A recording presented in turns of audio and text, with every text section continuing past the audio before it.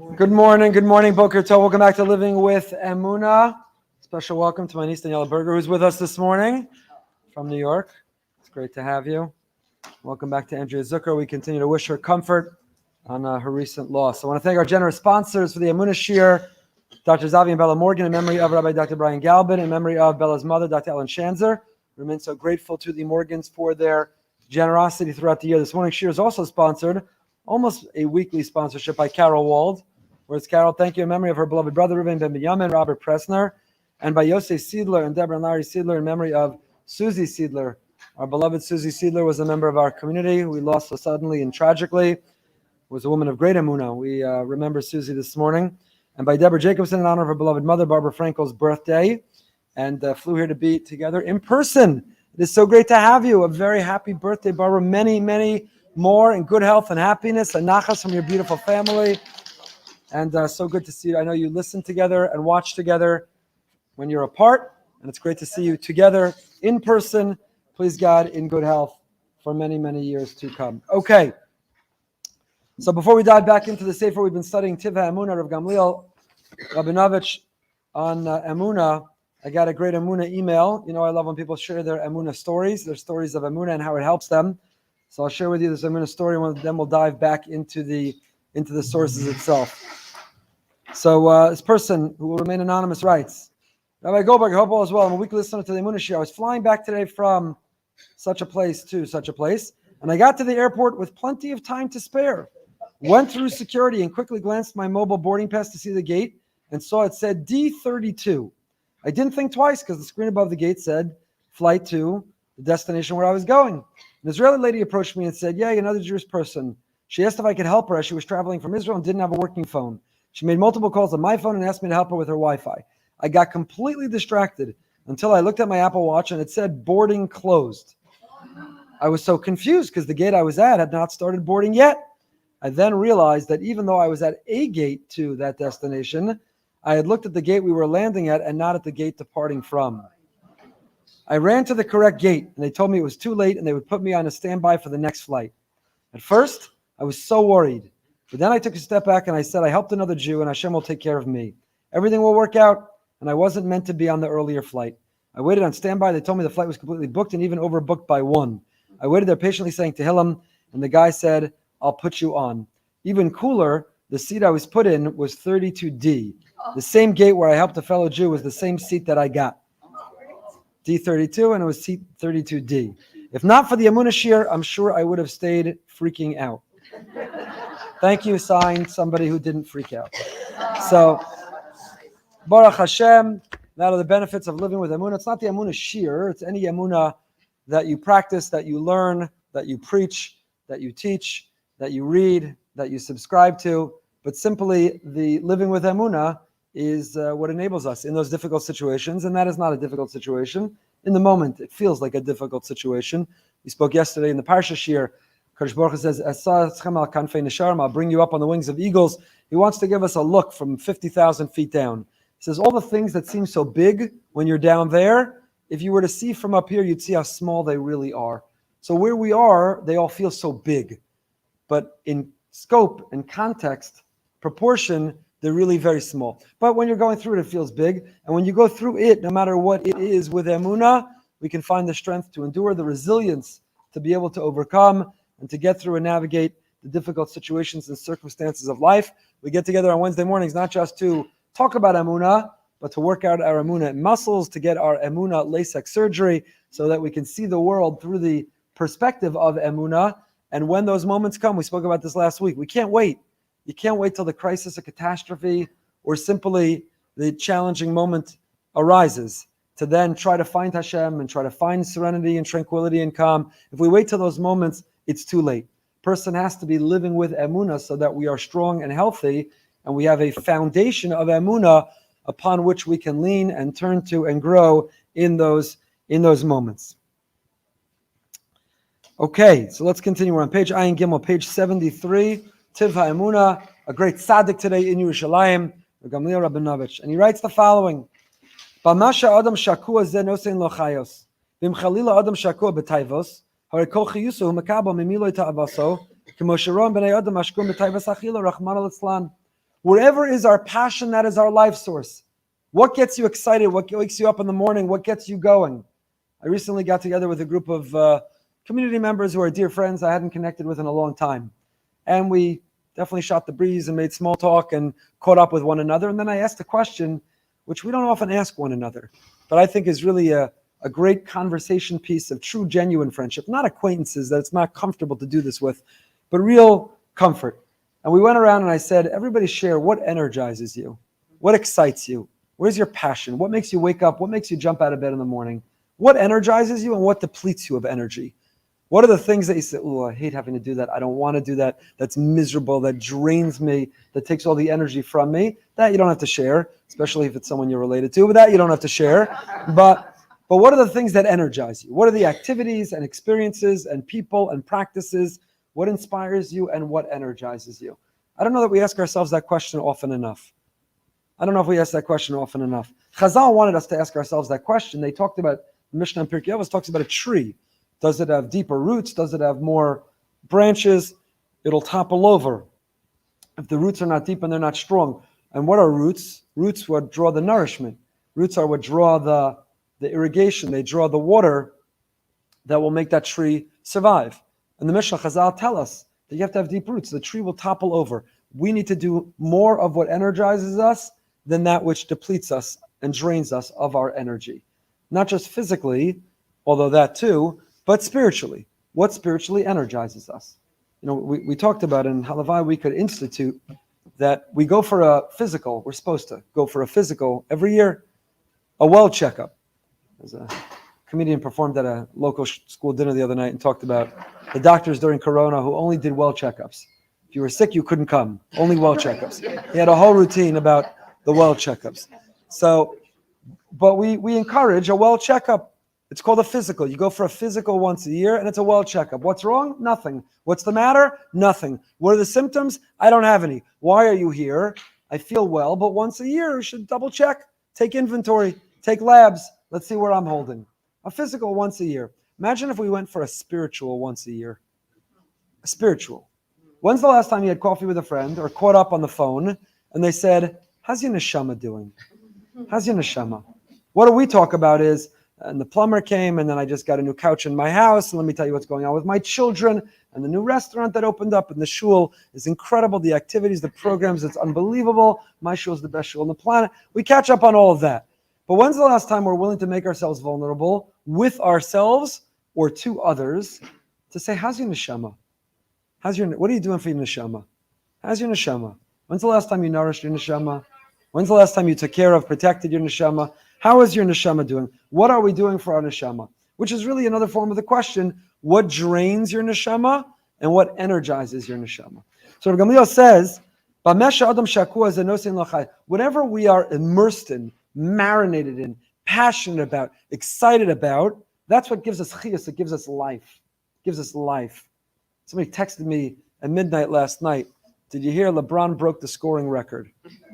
I could care less, but there's a world of people that LeBron, I'm a Jordan loyalist. I'm not a LeBron fan. I don't like LeBron. Doesn't impress me, doesn't excite me. I'm not a fan of his. But there are people who like basketball and scoring records, and that's, they live for it. It was an exciting moment. They kept the family around. Let's gather, let's watch. Let's see this big seminal moment. He's going to break through. He says, he gives the example. There are some people who are living for their next meal. There's some people so committed, so devoted, their life is so, food is so central to their life that their whole life revolves around what's the menu for the next meal? What are we eating? Where are we going? What are we having next? And while they're eating, you can't talk about anything else. How does it taste? What is that spice? Are you enjoying? Is this good? How would you rate it? What is it? So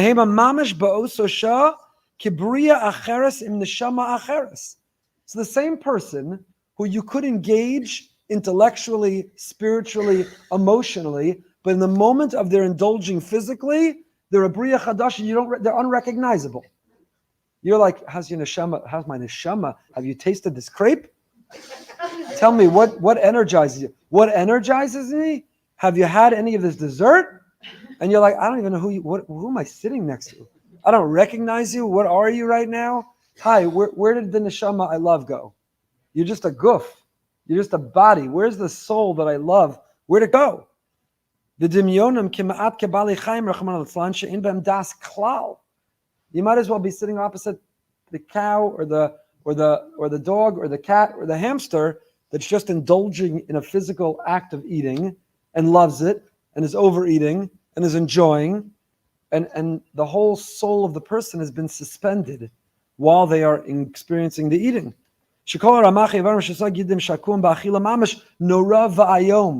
All of their limbs and all of their organs and all of their intellect and all of their emotion and all of their soul is directed only to that moment of eating. Not mindfully eating, that's a Jewish concept we've spoken a lot about. Gave a whole shiur, it's online if you want to find it, on the Jewish attitude towards eating.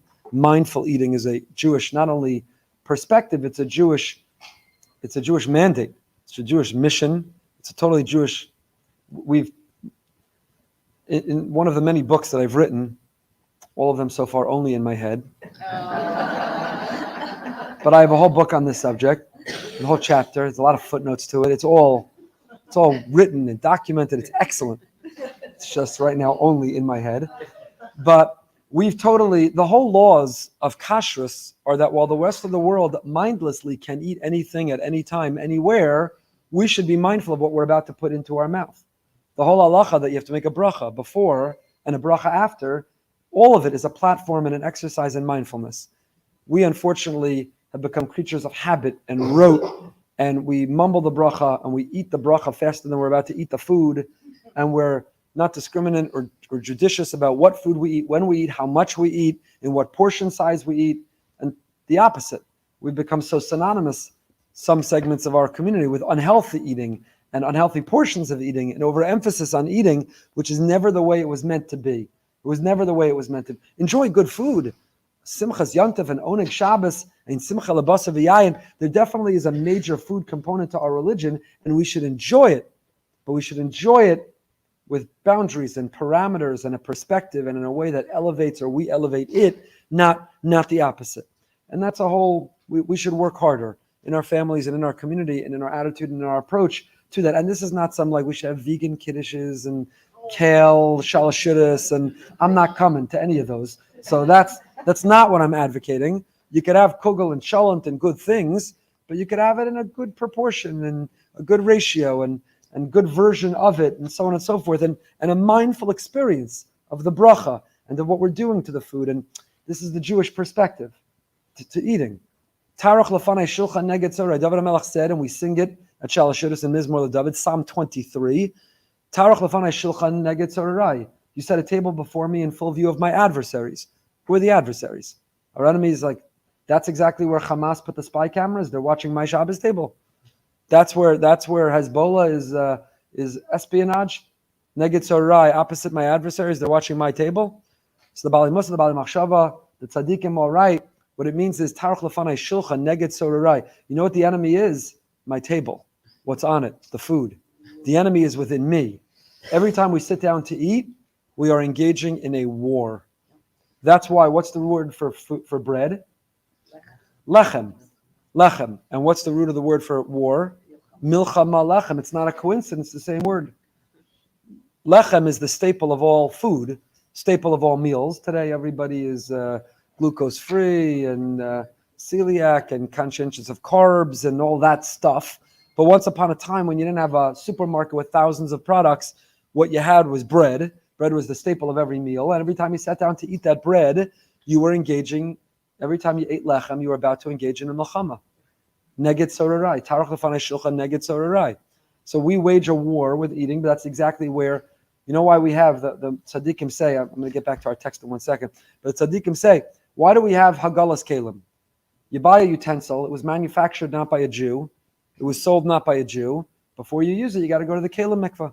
And no, you can't use it once before you go to the kelim mikvah. That's a misnomer. Before you use it, you have to go to the kelim mikvah. You have to go to the kelim mikvah. Glass and metal, not china. What has to go? What doesn't have to go? For another time. Why? It's bizarre. Yesterday, Baruch Hashem, 4 new Jews. In our mikvah, we converted 4 new people, 4 beautiful new souls. The mikvah is a place that non-Jews can become Jews. The mikvah is a place that a man who experienced an act that he wants to cleanse himself and purify himself and elevate himself from goes to the mikvah. A woman whose body did not realize the possibility of conception of a new life, and instead there was the loss of that possibility, goes to the mikvah. These are holy, beautiful descriptions of why we have mikvah. And what else? So a person who wants to convert, and a man who wants to elevate himself to learn and daven, and a woman who wants to be reborn with possibility again after experiencing the unfulfilled possibility of conception, and my pots, and my pans, and my forks and my knives. Right? This is the sobering part of getting married. Chassan and Kala are on cloud 9, and they're counting all the checks and gifts, and then they realize what pile has to go to the Kalim mikvah. And that is the sobering part of marriage. That's why in Sheva Brachas you can't go to work, because you spend the whole Sheva Brachas at the Kalim mikvah. So, but what? My pots and pans and forks and knives, where's the holiness in that? So they're beautiful, beautiful insights of righteous people who say that what we're doing is we're converting our eating utensils into Jewish eating utensils, because we're trying to convert them to have the mindfulness that my pots and pans and my forks and knives, I'm not going to encounter and engage food the same way as the rest of the world. The rest of the world does it just indulging. We're living through this pandemic in America. It's the unspoken one about the obesity crisis and the health crisis that has come.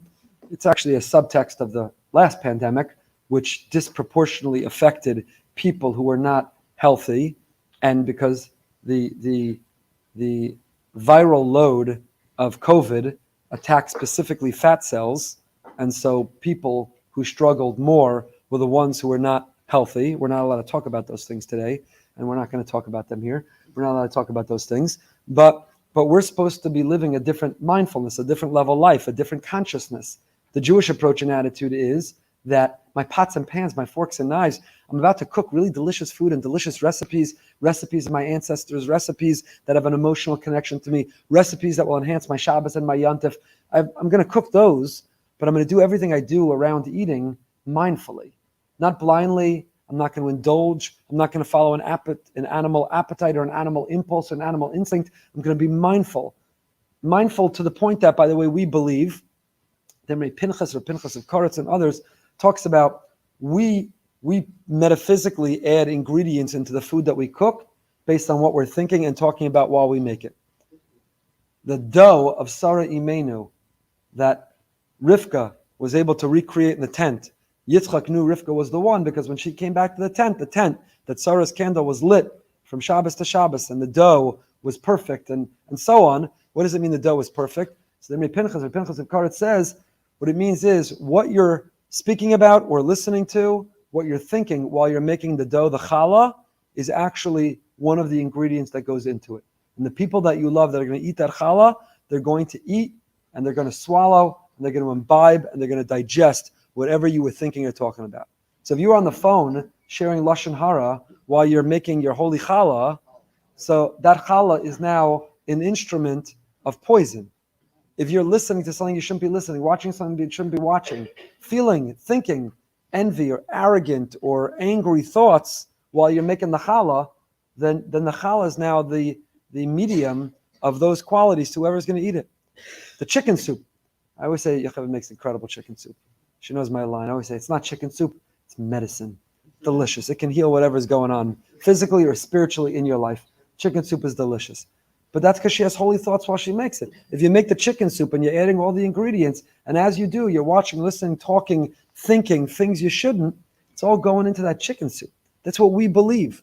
We have a very different attitude and approach to food than everyone else. And when you take the kalim to the kalim mikvah, that's the thought, not the label and this glue and that anti-Semite who put this label on this pot with this glue and a sticker and I can't get it off. That's not the thought. The thought is, Hashem, I'm putting this in the mikveh and I'm converting this pot, I'm converting this fork, I'm converting this knife, I'm converting it to a Jewish approach, a Jewish mindful approach, a Jewish healthy approach, a Jewish attitude to it. So how do we get into all this? Because Rabbi Gamliel says that there are people who, when they're eating, they're another bria, they're an altogether different creature. They're an animal more than they are a human being. They've suspended all their intellect, all their emotion, all their spirituality, and all they're doing in that moment is indulgent like an animal. And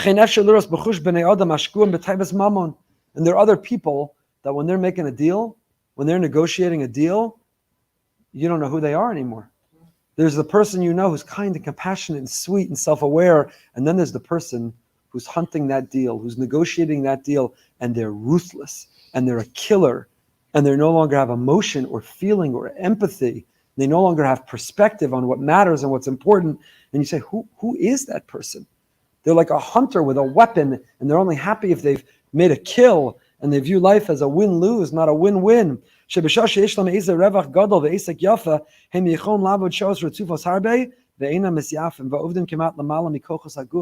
people in the pursuit of money and material things, don't need sleep. They could work 23 out of 24 hours and not tire. The adrenaline rush they get from making a kill, from making a quick buck, from landing a deal, from turning a profit, you've never seen such happiness, such joy. You don't even know who they are. They're unrecognizable at the moment. People who run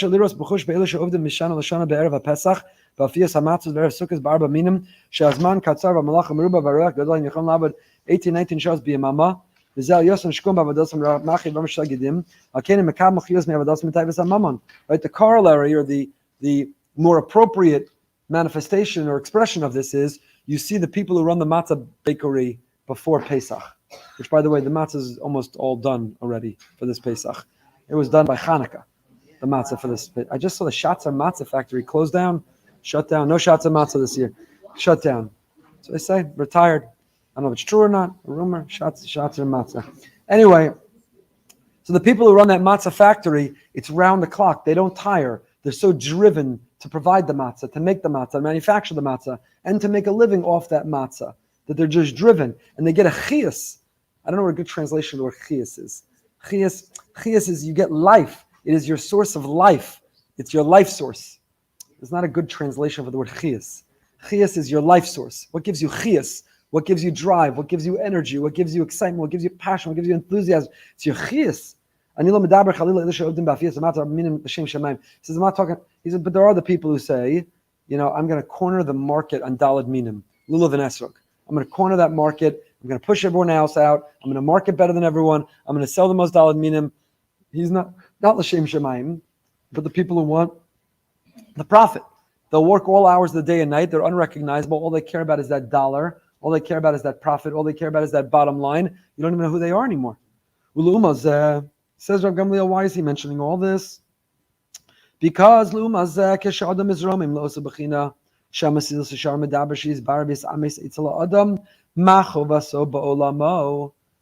a person were to really stop and think and contemplate and remained very conscious and conscientious and aware, why am I here? What am I meant to do? What is my legacy I want to leave? Is it going to say on your tombstone, he landed the most deals, he turned the greatest profits, he ruthlessly beat out every competitor? Is it going to say on the tombstone, had the best recipes, ate the most, was the most engaged when we were eating in the food, didn't care about anything else? Is that what we want them to say at our Levaya? Is that the dash? The famous poem, The Dash Between the Years? If you don't, Google it, read it, have some tissues nearby. All that matters is the dash between the years. Is our dash, is it about the recipes or how much we ate, how many restaurants we toured, where we went, our knowledge of food and flavors and umami? Is that what it should say on our tombstone? That's not the answer to Machovasa Ba'olamo. What was missing in the world before you were created? And what is waiting for you and only you to do? And what would be incomplete in Hashem's world if you didn't do it? The answer is never going to be about another deal or making more money or eating more food. Again, there's nothing wrong with making money, and there's nothing wrong with enjoying good food. We are not a religion that believes in asceticism or vows of celibacy or abstinence. We don't think holiness is found in elevating above these things. Enjoy them. It's a beautiful world Hashem created. He wants us to enjoy it, but in perspective. And they're all a means towards something else. The food is a means, right? We won't get into it now, but it's this week's parsha also. Yisro comes, and Vaisaper Moshe tells him everything that happened. You're not going to believe it. Shver, you're not going to believe it. Father-in-law, you're not going to believe what happened. And then there was 10 plagues. And then we thought it was over, the Egyptian, and then the sea split. You won't believe it. And Yisro says, that's incredible. What for lunch? That's amazing. Do I smell a barbecue? That's unbelievable. And then Yisro all of a sudden makes a barbecue. He brings Olos Zvachim, he makes a barbecue, he makes meat, and everyone else smells the barbecue. Aaron comes, and the Zakanim come, and they all sit down and they eat. And now we're ready for Kabbalah Satorah. After the barbecue, the all-you-could-eat barbecue, after the lunch buffet. What's that doing here? Why now? So we won't get into it, but it is the notion of the role of food in a positive sense, that we can elevate the act of eating, and the act of eating elevates us, and it is the union of the body and the soul when we do it right, when we get it right, and we do it in a positive way. So we're not railing against it. It has a place, and it has a role, and we should enjoy it, but we should never confuse it with being our mission or our life. Never confuse it with the answer to Ma Chovaso Ba'olamo. Why are we here? It's never too late to ask yourself that question. It's never too late to live the life you were meant to live. It's never too late to create the legacy that you were meant to create. But how many go deep into their lives and never ask and never think about that question? Ma Chovaso Ba'olamo. It's how the Ramchal begins the Mesilas Yesharim. Yisora Yisors V'Shorash Ha'avoda. He says the core and the foundation, the source, the root of all life is to ask ourselves, Ma chovas ha'adam ba'olamo. Why did you wake up this morning? Why did Hashem have you wake up this morning? What are you meant to still do? What is the world waiting for you to do, to be? And it doesn't have to be on a large scale, cure cancer, make world peace, solve. It could be to be the best version of you, to be the best mother or father, husband or wife, best community member, best friend. Those little small things are very big things, but they're very different than to eat more, to earn more, to buy more, to vacation more. So what is the purpose of life? Kirvas Hashem. It's a beautiful pasuk in Tehillim. It's a beautiful song that was recently composed. Kirvas Hashem litov. Kirvas Hashem, being close to Hashem for me is good. What is the measure of success? What is the measure of life? It's not how much I have, but it's rather how close to Hashem I am. Kirvas Hashem litov. You know what's good for me? So if you go for a physical, when you're done, the doctor reviews your labs and reviews the tests and reviews the exam and says, go for a little bit more of a walk. You could use a little bit more exercise and cut off the salt or the sugar or whatever the advice is.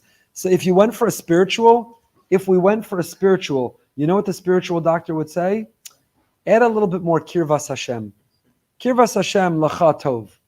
Kirvas Hashem for you would do good. It would be good for you to get a little closer to Hashem. Talk to Him more. Confide in Him more. Unburden yourself on Him more. Kirvas Hashem litov.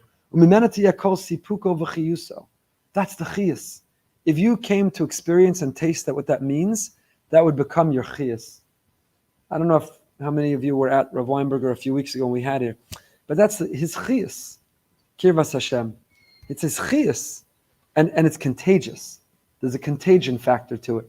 There's contagion to negative attributes and qualities, like your health.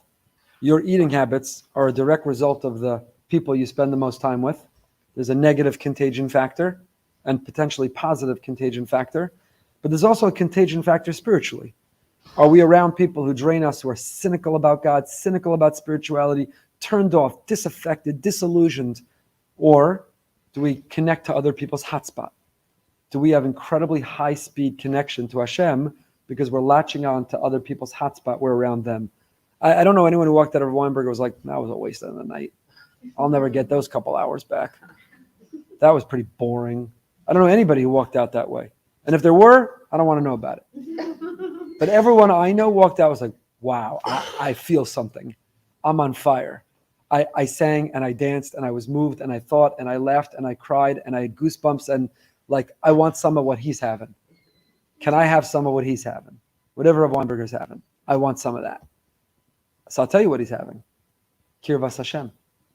He's having that he talks to Hashem. I'm not over-romanticizing Rav Weinberger. He's a human being, like we're human beings. But there are other righteous men and women, other very holy men and women and people. And not all of them have big platforms and big names and fancy titles and big followings. Some of them are sitting next to you right now in this room, and they live every day with extraordinary emunah. And when you attach to their hotspot, you could have such a high-speed connection. Just attach to their hotspot. And you, even if you're struggling to connect directly, connect to their hotspot, and you can have such a high-speed connection. Because they're having some Kirvas Hashem. Say, I'll take what they're having. I'll have two of what they're having. Kirvas Hashem. If that becomes our Chiyus, Weinberger wakes up in the morning and he's not like, did LeBron break the scoring title yet today? What's the market doing today? There's nothing wrong with getting excited about basketball. There's nothing wrong with following the market and being invested in it and doing well with it. But is that your chiyus? Is that your chiyus? Is that what drives you? I had a cousin in Lakewood who tragically died at the beginning of Corona. Tragically. He was an unbelievably modest but extraordinary Talmid Chacham. He was an accountant, and he was old school. Old school. There are very few people like him in the world today. He would work every day till he had enough money for his family and then stop and go to learn. And he's brilliant. So he had clients who desperately wanted him, and they knew that you needed to call in time before he shut down for the day because he did well enough that day that he could now go learn. He was an amazing Talmid Chacham. He wrote countless Sfarim. He was admired by the Rosh Yeshiva of Lakewood, and a humble, modest, very, very special person. Of Zalman Hillel Fendel, Zichron Livracha, married to my first cousin. Very, very special person. So, told the story. His daughter became an accountant too. And once, when is tax? April 15th is when taxes are due? Yeah. So April 14th that night, she called him and she said, Ty, how you doing? He said, amazing, I'm finished. She said, finished? Wow, it's incredible. It's so early in the evening. You're finished already. April 14th, all your clients, you're done. She starts talking to him about taxes and clients and finances, and you're finished. He said, no, not taxes. I just finished Masechta. Oh. Finished. He didn't even know what she was talking about. Are you finished? His mind went right to whatever Masechta he was learning. There was one night, his brothers-in-law, my other cousins, told me one night, he said to them, could you come over? I'm trying to put together a minyan. I'm making a siyum. What's a siyum on? Megillah, Tainus, Moikatan, Makos. What's the siyum on? Seder Nashim. So they got there. He said, yeah, it's a siyum on Shas. I decided a year ago I wanted to chazer it, so I did $7.50 a day just to chazer it. Didn't make a big party, didn't have a band. There was no famous singer who came. It was just a siyum on Shas. I just needed 10 people so I could do that and then start again. So April 14th, when his daughter said, how are you doing? He says, I'm finished. Amazing. I'm so happy. And she thinks he's talking about taxes. He says, no, I finished just the latest Masechta. He wrote a commentary in Yerushalmi that they showed Reb Chaim Kanievsky, who was specialized in everything, but Yerushalmi was blown away and said it needs to be published, and they're working on that now. Just an exceptional person. Why am I telling you this story? Because it deserves to be told. He deserves to be spoken about. But because what Rabbi Gamliel is describing, you know what his chiyus was? He was a brilliant with taxes, brilliant with numbers, but that wasn't his chiyus. His chiyus was Torah, was learning, was Hashem, was his family. That was his chiyus. That was his chiyus. Never confuse earning a living with living. Your chiyus is living. Earning a living is what we need to do to be living. That was the story Rav Weinberger told. Other people put their logo on and spread all over the internet, but that was the story that he told here at the Boca Raton Synagogue, that his father, when he called and he needed his father, it was the middle of the day, and he said, hold on. And his father came back to the phone, and they spoke for 45 minutes, and later that night his mother told him, you know, your father kicked everybody out of the store, it was a dry cleaning, and locked the door. And he felt horrifically terrible. His father's migra parnasa, he kicked everyone out and locked the door in the middle of the day. So he went and he apologized to his father. And his father turned to him and he said, why are you apologizing? Why do you think I have a store? Why do you think I do all this? Why do I think you earn this living? It's for those 45 minutes when you need me. What do you think it's all for? What was he saying? His chiyus is not dry cleaning. His chiyus is not his parnasa. Maybe he enjoys it. Maybe he's devoted to it. Maybe it's his calling. It's not his chiyus. What's his chiyus? Your chiyus is not necessarily what you spend the most time on quantitatively, but qualitatively it's your chiyus. You have so little time, Nabach, in this insane world today with our children, but that's your chiyus. Those interactions, which should be longer and must be longer, but that's your chiyus. That's what you do everything else for, is the chiyus, is what gives you life. So our chiyus is kirvas Hashem, is that those moments, talking to him, connecting to him, singing with him, dancing with him, feeling his love, feeling his embrace. Or to quote our new friend, what's your chiyus? Not freaking out. That's your chiyus. You understand, for the person who sent me this email, she was sitting next to Hashem in the airport on standby. She was sitting with him. That was her chiyus. Kirvas Hashem. She didn't freak out. I was at the wrong gate. I looked at the one we're landing, not the one we're departing from. I can't believe it. I missed the flight. I'm on standby for the next one. There wasn't panic. She said, that's where I was meant to be. I met that woman. I helped that woman. I gave her my phone. She made those phone calls. I wasn't meant to be on that earlier flight. Hashem didn't want me to be there. He wants me to be here. Kirvas Hashem. It's not the person behind the counter. sometimes that we panic and we freak out at them. The person who seems to be typing their dissertation all while they're looking where your seat is, that's the person that you're having a panic attack against. No, Hashem's the one behind the computer. Hashem's the one determining what flight we're on and if we make it and if we'll get on standby or not. Hashem's giving us our seat assignment, hoping it's a good one with some extra legroom. But Hashem's the one who's giving that upgrade, that seat assignment. When you live life, kirvas Hashem litov. What's our chiyus? What's our chiyus? Lumazos memais b'chol tanugos havli lumazeh. V'kol teshukaso v'chemdaso rak lahosav kirvas Hashem. Oazu mekabel chiyus me'avodas Hashem. Mekabel kochos lamayla miderech hatevel avodas boro. So the same way with the person who's going to be working overtime because there's a deal they're working on and they can't wait to close that deal and they're going to make a killing on that deal and they're going to feel so good about that deal. They dig deep, they find that adrenaline rush, and there's no fatigue. They're so excited. The same way there's no fatigue to try that next restaurant for the all-you-can-eat, for the 17th platter they put in front of you, that Pesach, when you said before the meal you weren't going to eat, just a cucumber. Bring me just some cucumber. I'm not going to eat, I'm done, I'm never going to eat again. 17 mains later, 400 desserts later, and the chiyus, you found the chiyus, right? I thought I had nothing left. There was no room left. It turns out there was plenty of room. I thought I had no energy left. It turns out I was able to stay up late eating. There was plenty. The same chiyus that we have to run, to chase, to pursue, the chiyus that people have to stay up late binge watching, they have to get one episode. They never end it. It ends so that you have to start the next. And all of a sudden, if you said, stay up till 3 a.m. with me saying Tehillim, someone who really needs it, say, out of your mind, I'm too tired. There's no way. I wish I could. Stay up till 3 a.m. with me learning Torah, finding Hashem, challenging. Are you crazy? 3 a.m? Never I could. Stay up till 3 o'clock in the morning, binge watching the new season. What do they call that? Atlanta? I don't even know what it's called. Stay up till 3 a.m. with me. No, never. It's irresponsible. Okay. So we find it. We find the chiyus. We find the chiyus for certain things. Stay up and watch LeBron break the scoring record. Don't bother. Stay up. We find the chiyus. What do we have chiyus for? That's the question today. Question I leave you with. The question Rabbi Gamliel leaves us with. What do we have chiyus for? What's our chiyus? What energizes you and what depletes you of energy? And what energizes us should not be. There are people who their entire life revolves around the next meal. What are we having for dinner? Where are we going for dinner? Next time we go out, where are we going? What are we ordering? Who will be there? That's my life. That's my chiyus. That's my whole life. I like dinner. I like food. You may have noticed if you've been coming to a few of these shiurim. I enjoy a good meal. I enjoy food. Again, I'm not on the team that's like, don't care about that. But is that a chiyus? Is that life? Versus what's the next shiur? What's the next chesed opportunity? When's the next time we're seeing the children? When's the next time we're helping a friend? What's the source of our chiyus? When's the next sunrise minyan at the beach? What's the source of our chiyus? How do we answer that question? Because that in so many ways determines our life. Join us tonight behind the bima with Mort Klein, the president of ZOA. You may not know. His father was a Satmar Chassid, survived Auschwitz, lost all of his family.